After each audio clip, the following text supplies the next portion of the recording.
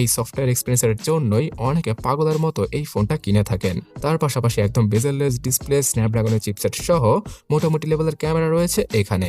Guys, আমি বলছিলাম OnePlus Nord CE 4 এর কথা। এই ডিভাইসটা 6.7 ইঞ্চি সাইজের একটি ফ্লুয়েড অ্যামোলেড ডিসপ্লের সাথে আসে, মানে 120 হার্জের রিফ্রেশ রেট, HDR10+ এর সাপোর্ট এবং 1100 নিটস এর পিক ব্রাইটনেস পাওয়া যাবে এখানে।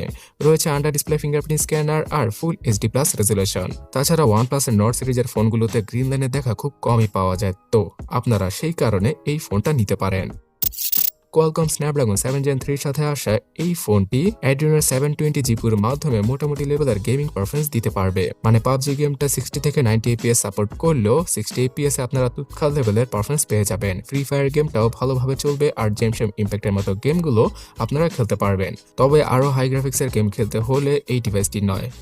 তো OnePlus Nord CE 4 এই ফোনটার 8GB র্যামের সাথে 128GB এবং 256GB ইন্টারনাল মেমোরিকে ইউজ করেছে OnePlus। আর এই ইন্টারনাল মেমোরির স্পিড UFS 3.1 ক্যাটাগরির। 50 মেগাপিক্সেলের ডুয়াল ক্যামেরা সেটআপ পাওয়া যাবে ফোনটার পেছনে। এখানে ওএস এর সাপোর্ট থাকায় স্টেবল ভিডিওগুলো শুট করা আর 4K ভিডিও রেকর্ডিং এর অপশনও রয়েছে ফোনটির মধ্যে। পাওয়া যাবে 16 মেগাপিক্সেলের ফ্রন্ট ফেসিং ক্যামেরা। এখানে 5500 mAh এর হিউজ ব্যাটারি রয়েছে আর এটাকে চার্জ করার জন্য 100 ওয়াটের চার্জিং স্পিডকে দিয়ে দিয়েছে OnePlus। তাই শুধুমাত্র আধা ঘন্টা সময় লাগবে এই ডিভাইসটাকে ফুললি চার্জ করতে। তো Nord CE 4 5G স্মার্টফোনটার 828GB ভেরিয়েন্টটা বর্তমানে 33,000 টাকা আর 256GB ভেরিয়েন্টটা 35,000 টাকা দিয়ে আপনারা ইজিলি কিনতে পারবেন আনঅফিশিয়াল ভাবে।